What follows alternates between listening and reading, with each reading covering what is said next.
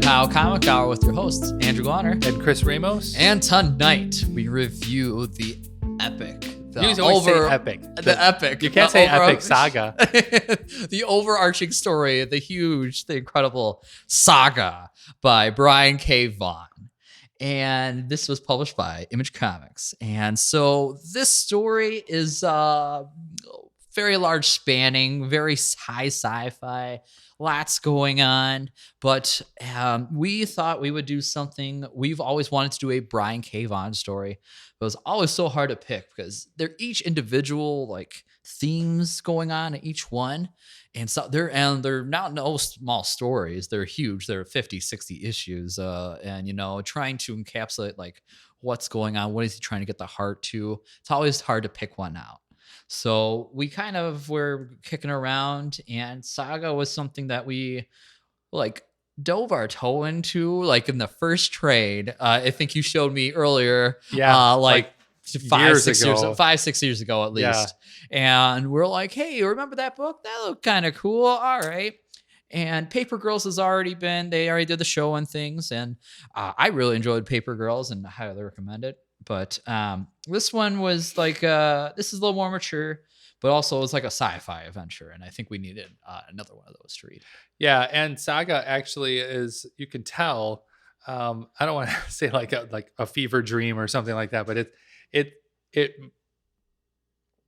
must have been, it must have been a story that was knocking around in Brian's brain for a while. Yeah, because absolutely. There's a lot of twists and turns, a lot of crazy characters. I mean, just a lot of everything you would think of as far as a like rolling story. I don't think that my like quick take on this is I don't think that this was all written out in one giant chunk. I think it was sort of like evolving as time was going by, and characters were coming in and characters were going out and just becoming a little more wacky and a little more serious and it was just It's like everything that you want to be balled up into a long spanning comic run.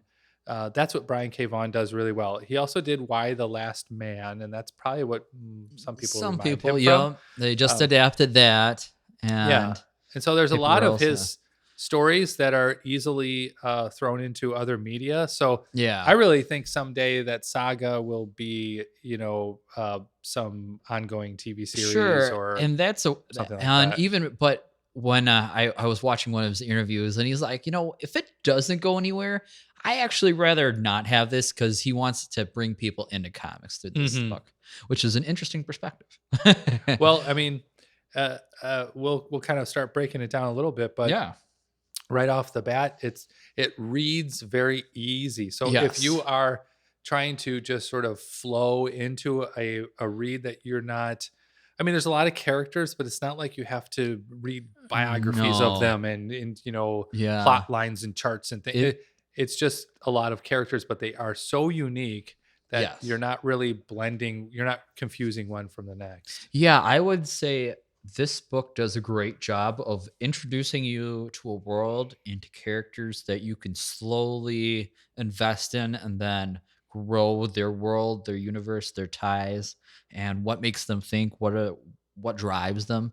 It flows very well.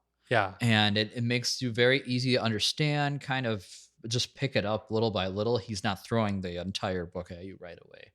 No, and it'd be like reading Star Wars for the first time. Right, yeah. Like, we don't go that hard. I was just going to say, or even like Game of Thrones or something else. It's just, those are complex, huge worlds, and so is this. But for some reason, this is just even the first 5-6 issues. It's just you get it that it's kind of wacky, and you get it that the characters are really different. You get that they're alien. You get it that it's not your world. I mean, there's a lot that you just inherently just absorb into this story and say, okay, I understand what's happening here. Yeah, absolutely. Which is funny because as much as you think you understand what's happening here, you don't. It's still really out there. Absolutely. And so the premise of this book, and I'll kind of go into what Brian K. Vaughan said. This was conceived during his childhood, calling it a fictional universe that I created when I was bored in math class, and I just kept it. He was inspired by Star Wars, Flash Gordon, and children's books, and he was also invoked the awe and wonder of the first seeing the Silver Surfer, which seemed incredible and different concept to him. And so he kind of put that together. And then when he started becoming a parent as well, he realized that talking about parenthood was just boring to him. And so he, as a writer, and he also worked on television, things like that, he wanted to like say, all right, I want to turn this into like a blockbuster spectacle. I want to bring high sci-fi into it. I want to make it a huge thing. And I think he accomplished that. Yeah. And so it's about, at the end of the day, it's about two parents raising their newborn child. They're both different races and and their child is of a hybrid as well.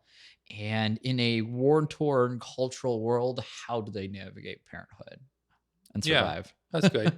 And there's two worlds that are warring against each other. In one world, they have wings, and the other world they have horns. Yeah. And that's just sort of this outward appearance. And the war has been going on for so long that it's almost like people forgot what it's exactly. about. It's been going on for that long, hundreds of years. Yeah. And they just don't interact with each other, and it's just total segregation. Well, the two of them sort of fall in love from common interests, and they're a book, right? Like they were like reading, like, reading a book, a romance novel. She was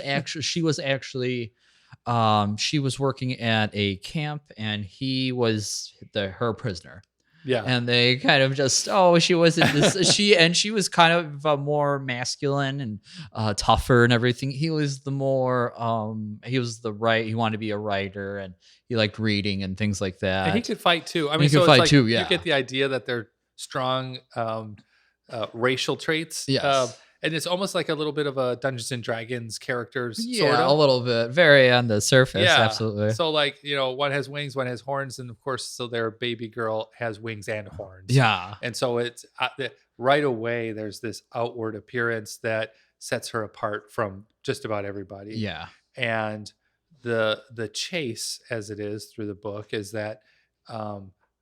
Number one, since they're warring against each other, they don't want any fraternizing between the two. Yeah. But also, a lot of people are kind of comment that they didn't think that could even happen. Yeah, so absolutely. That coexistence couldn't happen. Yeah, like she's not like a miracle baby, but she's also like we've been at war for so long, we didn't even know that we were compatible as races. Right. And you'll learn through the story that lots of races are compatible with each other in a very weird way. There's right. There are some so there are two, I guess, core races that they're both like, this shouldn't be, your kid shouldn't exist. Like, your relationship is false. Everything that you two believe in, or that you love each other, no, that can't happen. So they kind of want to destroy the child because they don't want to prove that can happen. Yes. Yeah. And for that news to get out to their world as well, to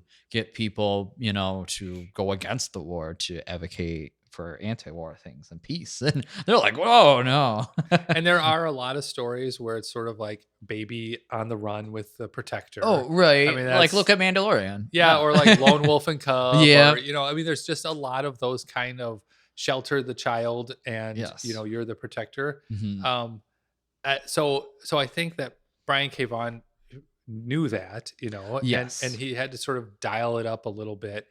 And his writing it's not that it's so out there. I think that the artwork needed to be Fiona Staples. Yes, absolutely. And so Fiona Staples, when Brian K. Vaughan is known for like his unique artists that he pairs with on his different projects.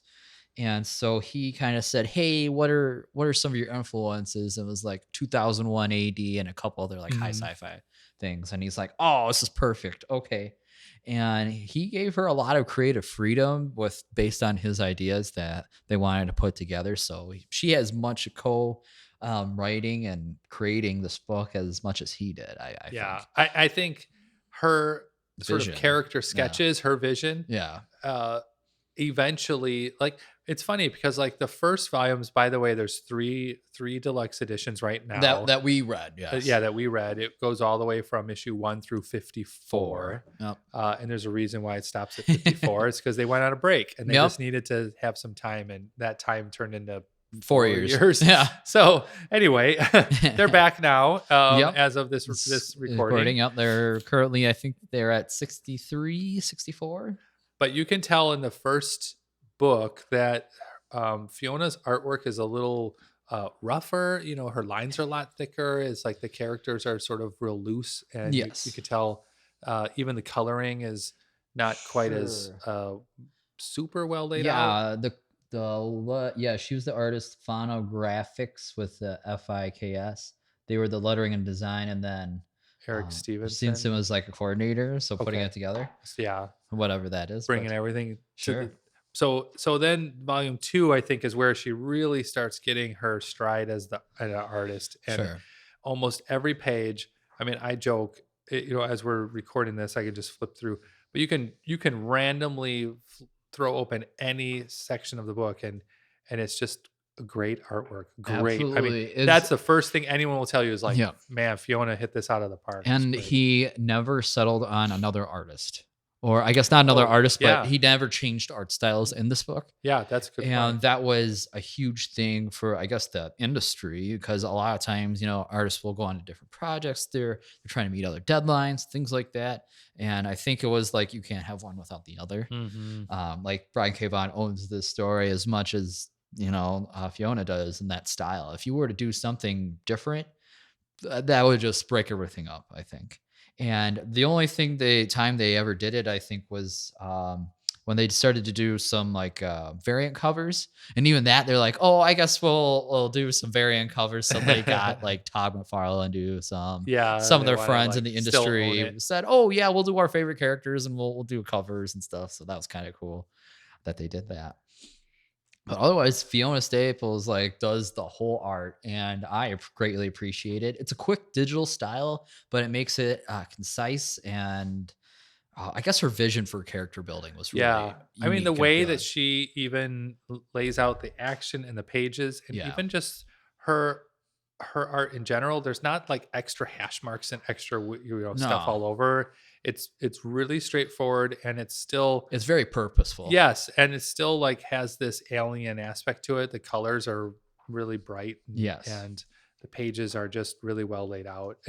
It really is a great compliment to Brian K. Vaughan's writing. And you could tell the two of them had a real good synergy. I mean, you could just tell they both were on the same page. Like, okay, as crazy as this book is, they both were right on the same page. So really good team up for the story here. Absolutely. And I guess that's a great segue to talking about the core cast of the book. So the father in this book is Marco. He has almost like a goat's ram horns. You want to describe that? Yeah. I guess? Yeah. Yeah. Like it's almost like if you combed your hair straight back, except it was like go horns and like pointed sort of ram ears. Sort of. Yes. And he has just very casual clothes on, but he's also, his race has the ability to cast spells. Mm-hmm. Yep. A little bit. Yes. Mm-hmm. They're not like Doctor Strange crazy or anything. And they're not like throwing fireballs around. It's just like little stuff. Yeah. But he always talks about his race's spell casting abilities depend on like, they have to like have some components, or they have to sacrifice something, or tell a secret, or there's a cost to their spell casting. There's a trade.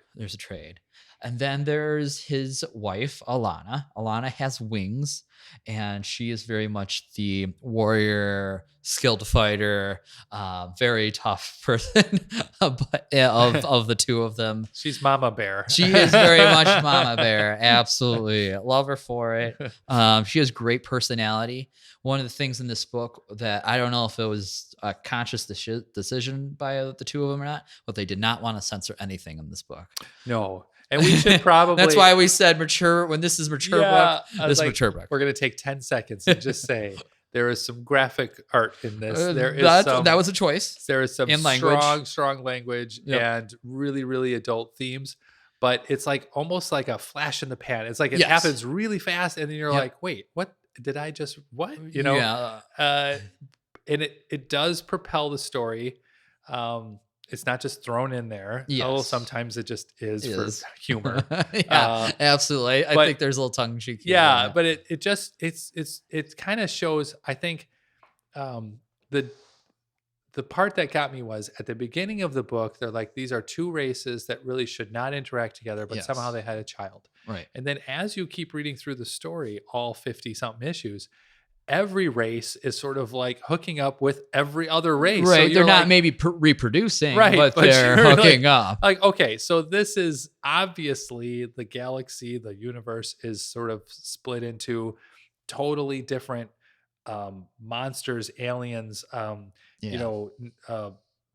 bear anamorphics, Yeah. spider kind of people, Mhm. weird little Yeah. goblin thing. Then somehow they're all sort of hooking up with each other. So it's kind of funny. They set it up as you're not supposed to have a child together, but then it's like, oh, by the way, the rest of the universe is like totally compatible with each other. Yeah, absolutely. And so then they had the daughter of the book, who is also like the narrator. Yeah. A bit is It's like handwritten Hazel. little stories Yes. along with it. Yeah. So Hazel is their kid.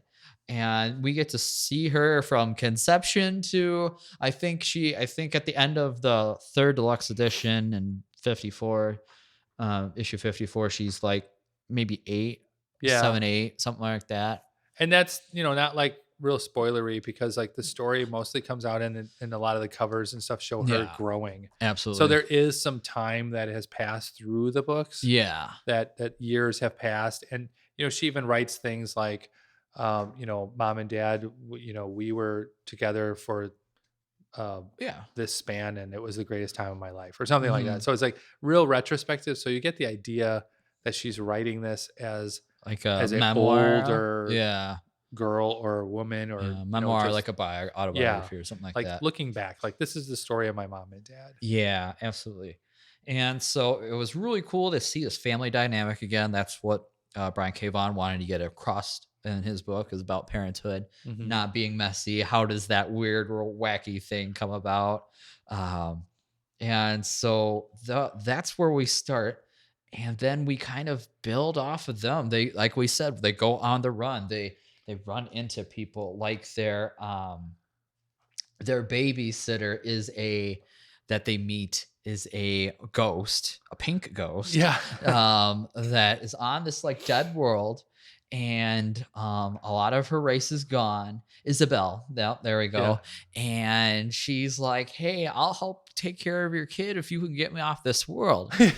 What? Oh, you seem nice enough. And they get to know her a little bit. She helps them find their mode of transport, which is the rocket ship tree. Yeah, it's like they tree. said, oh, there used to be all kinds of rocket ship trees, but then they cut them all down.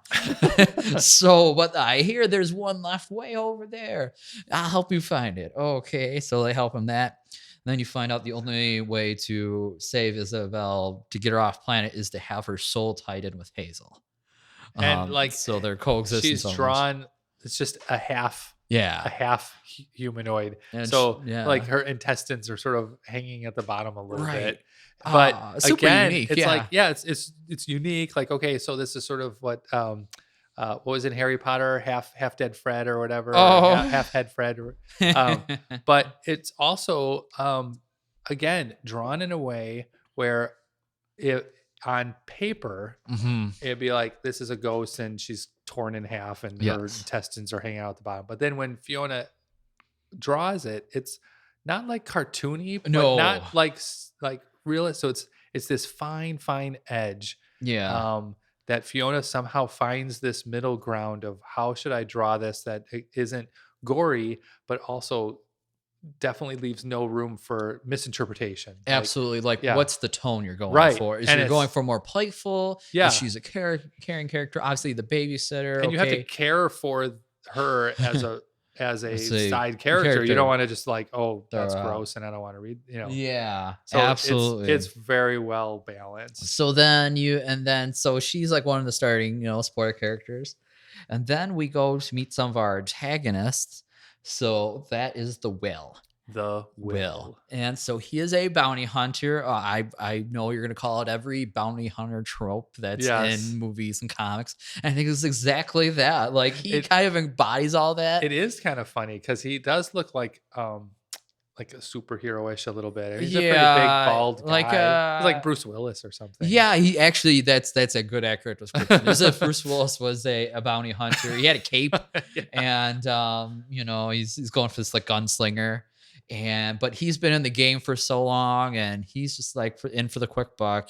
He's always he's like at the top of the list and he doesn't really care, but he'll get the job done, right? Yeah. And he's accompanied by his sidekick, Lion Cat. Lion Cat was like, ooh, that's pretty cool this is a really cool, neat character. Yeah. Lion Cat's ability, besides being a cat, is to know if in the conversation it's hearing if you're lying. Yeah, so it is funny because we'll just call it out saying it lying. Just literally says it lying. That's the one word character. Yep. And then it like is a pretty fierce fighter too. So yes, between the two of them, they kind of have that bounty hunter and his pet or bounty hunter and his sidekick. This is familiar. Yeah, absolutely. And his character, I don't know, you do get the idea that he has been in a lot of situations that have been out of his control, but he's like oddly strong too. Yes. Like like smashing things physically strong. So absolutely. I don't get the idea that he's just a human. I mean, and I don't really know. Yeah, because he's probably the most human of any of the cast, really. But he's way too powerful. Oh, sure. I don't know. Yeah. He seems very strong. Right. And he was hired to kill the child and to bring his parents to justice or some sort of manner in that way.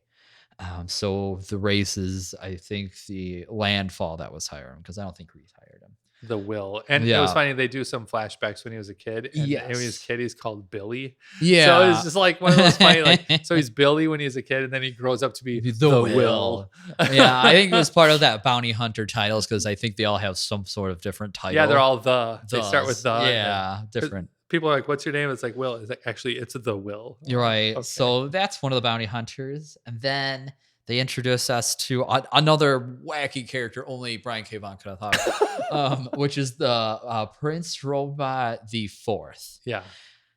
So like that, there's been different androids throughout pop culture and whatnot. I've never seen one that looks like this.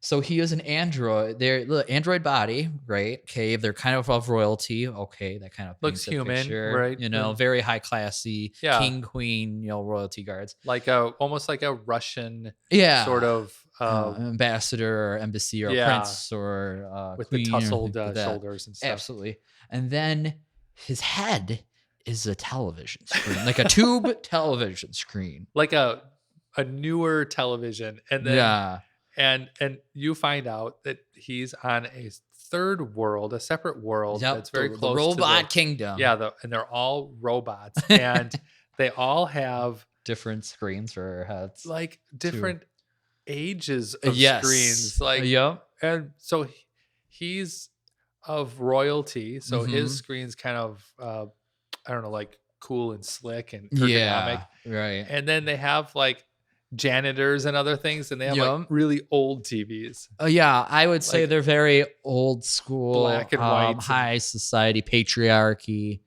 things like that nature. They kind of side with Landfall, the horn people. No, the wings, I think. One of the two. They side with Pop quiz. But they side against one of the opposing races. And his mission is also to eliminate Hazel and kill or capture Marco and Alana. And so, but he is just driven out of just this pompous royalty that, if he does this, he'll be the savior's kingdom. There's so much pressure on him, but he'll do it so he can go off and get married and be honored by his family. Well, there's some complications along the way. Yeah. So to break away from the story a tiny bit and kind of go into like bigger themes, I think what Brian K. Vaughan was doing, and this is why it's such a compelling read, is that he's taking the regular sort of tropes and the regular storylines, and like saying, okay, these people are on the run, and then there's a bounty hunter, and then Yeah. there's a prince that also wants Sure. them because he wants to prove himself to his king dad, Yeah. and then there's another race that's sort of, in the mix. And again, I think if you sort of generally put, post-it notes on the wall and said these are the general players, Right. we can't underemphasize that Brian K. Vaughan just sort of takes all of that and just mixes it with such a wacky premise that it's Yes. not just like royalty with a TV head. Yeah. It's like he has all this like weird sexual tension, and he has like this weird like backstory, and Yes. then like you just think like, wait, and you're reading it and you're like, wait, so they really literally have a TV as a head? It's just, it's like you have to, because that's how they communicate. Yeah, and you have to keep coming back to that. Like, this is what the story is. It is what it is, right? Like, you just Yes. have to sort of accept this. And again, the visuals sort of lend themselves to just as much wackiness. But at the same time, so even though we keep saying, hey, the story is sort of a straightforward outline with Brian K. Vaughan wackiness, there's still some really really sad and quiet Absolutely. moments. There's some like parts where the story just sort of stops and you just sit there and think, oh, that was really different, or that was nice, or that was a refreshing take on an old storyline. And that's what I look for in comics. That's what a lot of people want, is to, you can read the basic premise. Because if you think about it, the basic premise of any comic is bad guy appears, good guy is here for you, good guy beats bad guy. And then people are like, all right, instead of good guy beats bad guy, how about good guy kind of becomes the bad guy a little bit? And then, okay. Because who is more all 100% morally good or 100% morally evil? So you start sort of, how about we tweak the story a little bit? How about good guy becomes bad guy to save his child? Oh, Absolutely. That's cool. Then well, you start what tweaking motivates the story. that? Yeah. Well, Brian K. Vaughan has thrown that to as far into the wrench in the gears as you can go, but also still staying to the original premise. Story premise. Yeah, it was really, really, really well done. Yeah, like I guess some of this writing, when like in the narration, he opens issue 6 of just once upon a time, each of us was somebody's kid. Everyone had a father, even if he never provided anything for more than his seed. Everyone had mother, even if she had to leave us on a stranger's doorstep. No matter what we're eventually raised on, all of our stories began exactly the same way. They all end the same way too. You hear that and you're like, whoa. Yeah. and you're like, well, what is she getting at? Because you are now realizing that that's Hazel's voice written from years from now. Yeah. But it just takes you out of this weird, wacky dialogue of just wackiness, vulgarity, to just something really calming like that. It just really self-reflective. Yeah. And you get the idea that this story is written for you to kind of take your time on Exorb. Yes. I took another picture of one of the pages too, where she writes, because Hazel's writing is just sort of like scattered through the story a little bit, but it's not in bubbles, which I liked, because they kind of took it out. It's just kind of written over the images, and it sort of sets the scene a little bit, and it's usually right after something happens, so that it kind of pulls you back into remembering that this isn't just like some wacky action film. It's like a memoir, meaningful story. But yeah, so one time, all of this is happening, everything's happening, and you don't know what's going on, and then the page sort of quiets down, and she writes, most of the time we don't even realize we've lived through something worth commemorating until long after it's already ended. And you're like, whoa, what just happened? Like I don't know, I did sometimes in books and comics, they do little excerpts from some like made up, religious tome or something.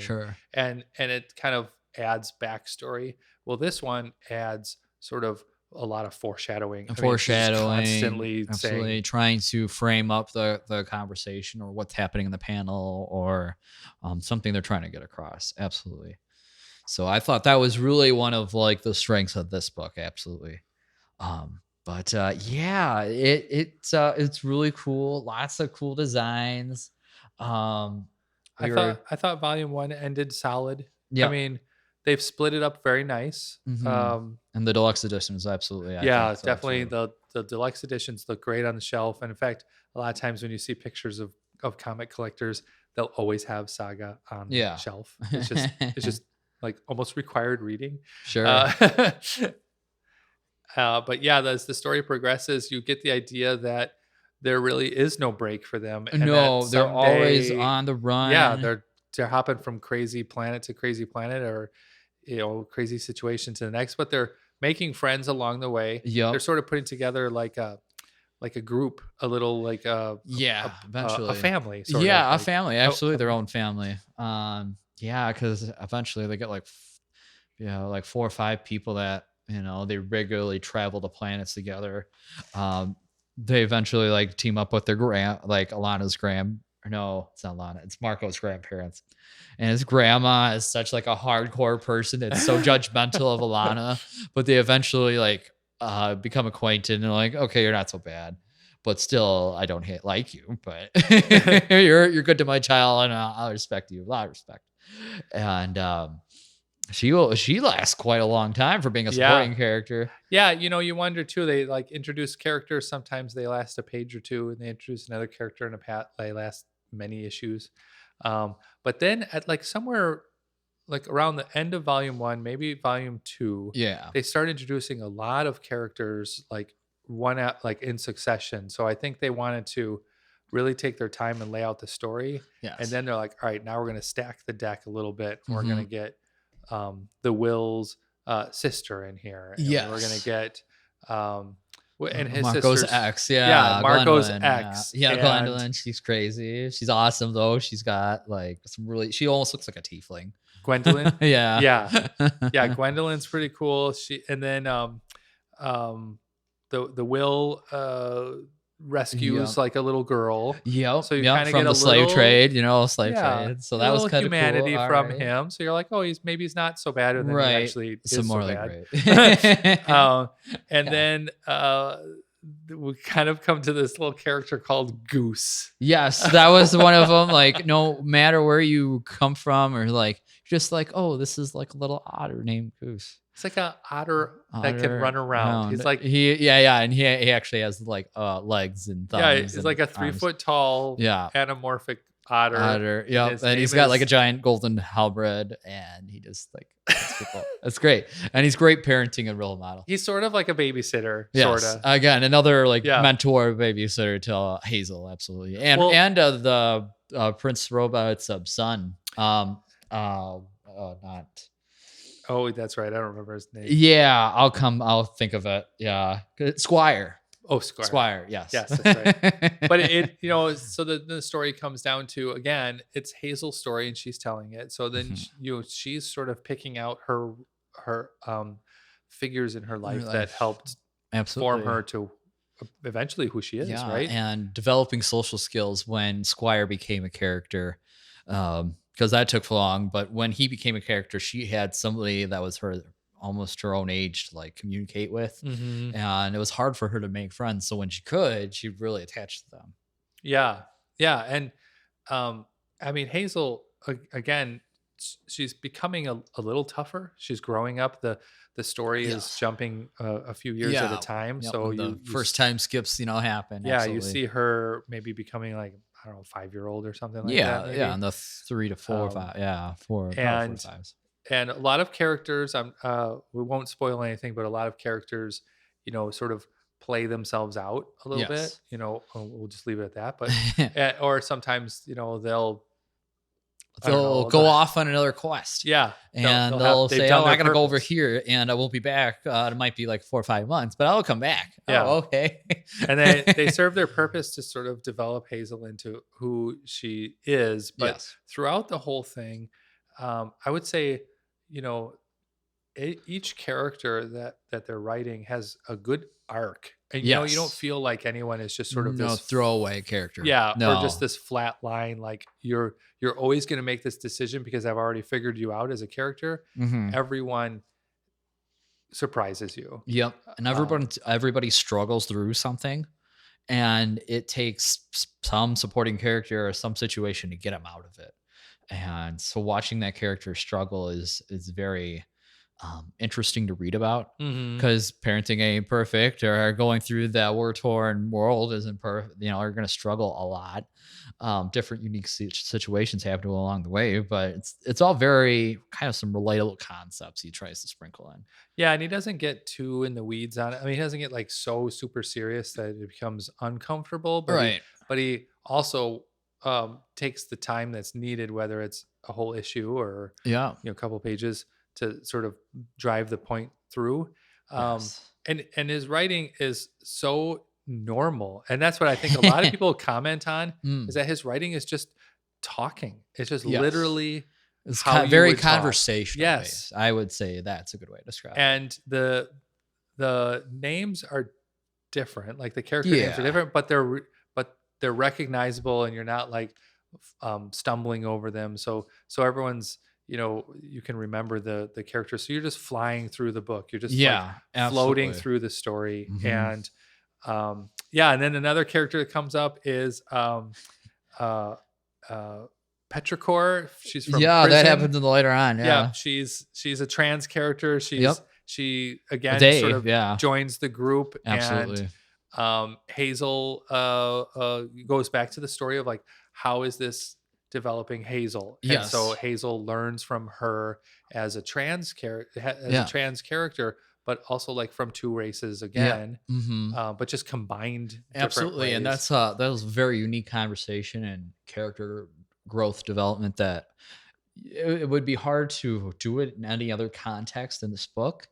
But like for those two characters interact was really interesting and really rewarding to And can see. only really be done in an Image comic, Oh, absolutely. setting. I don't Mm, think that they could have yeah. built that in Marvel or DC. Yeah, I mean, they might be taking small steps to do it, but I think not to outright do it in those matter and those contexts. I Mhm. don't think we could get that. Yeah. It's very overall, I would say definitely recommend the story. Again, it's mature read, so be careful when you're reading it and what you Yeah. wrote before. But it was really enjoyable. I will still continue to read this story as I pick it up in like digital and things like that. Again, they're like at 63, 64 issues right now. So they've really jumped back into it, because when they got to issue 54, which by the way is like the super This- cliffhanger that everyone's like, "Oh no." And All then they said, right. "Okay, now that that 4 cliffhanger years happened, later. we're going to take a break for years." Years. It wasn't just a 1 year No, break. It and was I a doubt it because long time. 2018, okay, sure, you could have a couple of years, whatever.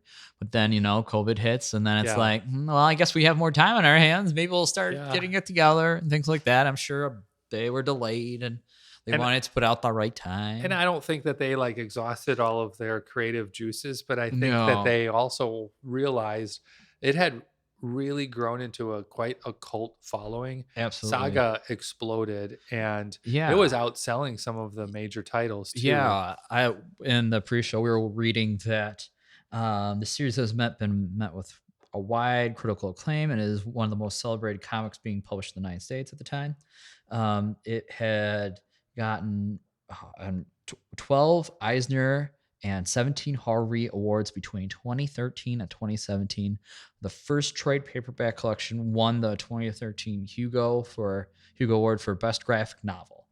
So That's it's a lot. That's incredible. And huge. Yeah, that's in a huge. couple interviews I heard, like when comic sales during that time period, they were putting when they're doing single issues, they would help sell other Image comics because they saw them on the stand. I went, "Oh, I'll pick up an issue of Saga and an issue of this other Image comic that I've never heard of, but this looks super interesting." It would help sell other books, which is not a thing. Yeah, yeah, that's true. I mean, maybe people thought, well, if Image is putting this book out and it's great, then Image as a company must have sort of a free Oh, reign. And we've talked on Image before. We've mentioned Image a lot through our past podcasts, mhm. and that's exactly what Image was made for. The company was formed so that people like Brian K. Vaughan could write the story they want without any censorship, and they would own that story. They own that character. They own that story, and that's what Image. That's the whole like Right. dream Yeah. of Image And Comics. it's funny, I'm reading in some of the internet research, and I guess in Big Bang Theory, you can see one of the characters reading the first trade paperback of Saga. Oh, cool. And they say like, not a lot of comics have a woman, on the front cover feeding a baby. Yeah, on the front cover. So I was like, oh, okay. And I guess like it's been on Supernatural. The characters seen wearing a lion cat T-shirt. So that was kind of like, oh, okay. So it's kind of crossing over a little pop culture back in the day, Well, and the cover to the original Saga, Yeah. it has Marco and Alana, and she's breastfeeding on the cover, Yeah. and that image just is exploded. I mean, that was Yeah. just such a catching image. There was no background to it. I think there was just a really small like blue bubble behind him or something. Yeah. But the image just really became like the poster for Saga, and it just set it up right away of like looking at Fiona's artwork. It was totally different. Mm-hmm. And I'm not saying digital artwork was new at the time, but really showing what you could do with a digitally drawn page, Yeah. and Absolutely. really making sure your characters are memorable. I mean, that was absolutely. memorable image. Yes. Like character design was like 10 out of 10. Like, yes. I don't think you could have done anything different with these characters. And I appreciate that they well regarded their characters. Like, no, we're not going to change artists. Only Fiona's going to do it because she created these they co-created these characters to have this such identifiable look. And you don't get that in a lot of comics. No, you don't. I'm sorry, Marvel and DC, but after you have such a cool legacy, that's amazing that you have them. But to do something innovative and that's eye-catching and that makes you want to continue reading for 60 issues, there's nothing like it. And it's funny, I've heard a lot of people say, well, I started Saga. Yeah. But now that there's the opportunity to really see the whole story, well, I'm not saying the whole story, but a huge chunk of the story is now it's able to be binged. Yeah, absolutely. Instead of sort of grabbing trades here and there, now you can literally sit down, read 20 issues through, and then read another 20, and read, yes. like really you can not have to take a break as they were taking breaks and not kind of getting lost. Absolutely. I think it would probably read better binged or in trades, like whole deluxe edition, like 20 issues. Yeah, that's why I feel like reading 20 at a time, or just and then being like, because you understand the whole arc. Yes, a whole arc at a time, opposed to like doing a little bit there because cliffhangers and things like that, big time gaps. Which who knows? Maybe that's why Saga's like it's still continuing now, but it's not as popular as it once was. It's trying to like recapture lightning in the bottle again. You can't really do it, but I hope he still is able to successfully fulfill his his dream of just finishing the series and the way he wanted to. He said, I know what the last page on the last issue is. Okay. I know where he knows where his ending is, but he doesn't know what number that's going to be. No, I don't think he said a number. If he did, well, great. Because you read another 5 beyond these or something? Yeah, like so I just got to issue 60. And there was a time jump after that in between, the hiatus, so which is appropriate, absolutely, because you're going to start that next arc. So you feel that you've aged with the same time that was spent in a break, right? Sure. We broke for 4 years, and now the story is 4 years later. Yeah, kind of, and that kind of makes sense in that way. But I would highly recommend this. This is a great read. And definitely, I really enjoyed like his work. Like Paper Girls was a great all ages story. That was excellent to do. And someday I'll read Why the Last Man. That's like one of my thickest omnibuses on my shelf. It's a big story. Yeah, right? Yeah. So I think you should get an achievement like badge for like reading that thing. But that was really cool. Most of his books are pretty affordable and accessible, which is nice to see. Yeah, whether they're in print or digitally. So yeah, absolutely. Cool. So yeah, any last closing remarks? No, just that I feel like there's sort of a small little hump that you have to get past. So like maybe reading 4, 5, 6 issues of Saga, then it really kind of like starts flowing well. So a lot of people who said, well, I've started Saga, but now it's one of those that just has to grow on you a little bit. Sure. And I think that's what really helps. We always try to read deluxe editions. We always try to read sort of collected volumes. That's where I think this shines, because if you were to read 2 issues and then had to like wait 3 months, it would kind of be like, there's a novelty to it that is refreshing and different. And that novelty, I feel like, would wear off if you took a long break, right? Yeah, absolutely. So you have to say, okay, I'm Keep in it with now, it. and Yep, I'm now invested. I'm in it, and I'm invested. And, okay, what's the next wacky turn around the corner? And then who's this character? And like I said, every character in there really has a moment to become some part of the story. And I think, I don't know if it's going to turn out that this is how Hazel remembers people, or if this is how the story really was, and this is how Hazel interpreted those events. Absolutely. No, I don't. It kind of feels like it's morally gray. Yeah, like the story is being told as truth, but then Hazel is pulling things out of it that she wants. Sure. It might be kind of a cool way to look at that. But maybe stories she's heard or things like that, and how this played out. But yeah, it's one of the wackiest ones out there. I still recommend reading it, and really, you could read it as a palate cleanser if you feel like it's that. Yes, I think it's a palate cleanser, because then going back to Marvel and DC, you're like, oh, it's pretty tame. All right. Yeah, I mean, if you're reading like Thor and Spider-Man, for, superhero things, 2 months straight, you might want to jump into this and see what the other side has. Yeah, absolutely. Supporting indie and independent, and just great writers, artists and artists, really great things art, like that. Really great writer. Yes. Awesome little story. Funny little story. Funny little story. Yeah. Oh boy. That's my take on it. Saga, funny little story. Okay. And this has been another great episode of Bam Pow Comic Hour. This is Andrew Goner and Chris Ramos signing off. Goodbye.